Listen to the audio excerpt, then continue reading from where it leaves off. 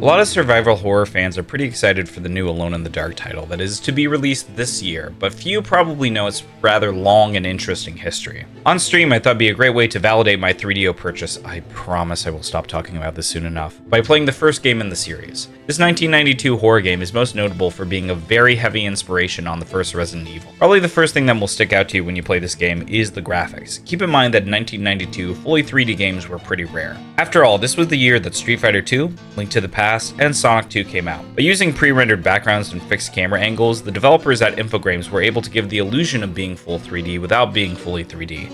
I can definitely understand why Capcom ripped off this style. It's both pragmatic and beautiful.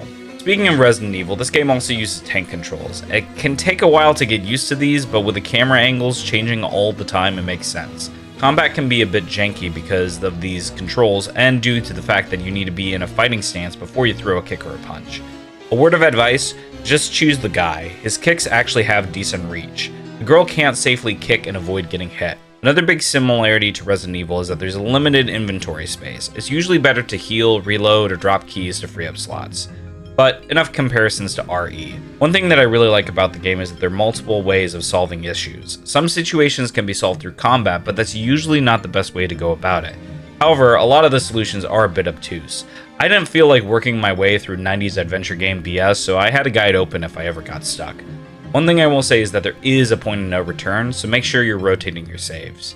Speaking of saves, you can save the game anywhere at any time. This does reduce tension a bit, but it helps to make a lot of the unforgiving sections a lot easier. Don't like how combat went down? Just load your last save. Messed up that jump? Just load before you drown. Just make sure to save again after you get there. While I had a pretty decent time with this game, I find it hard to recommend because of the non-obvious puzzle solutions as well as some of the jank around combat and platforming.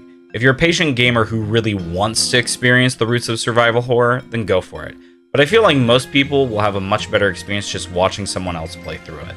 All that being said, I hope the new game is great and on the level of the Resident Evil remakes. It seems like a lot more developers are showing an interest in making survival horror games, and I hope we're headed for another horror golden age. If you want to see me play more scary games, I stream over at Twitch. Other than that, I'll see you around. Later!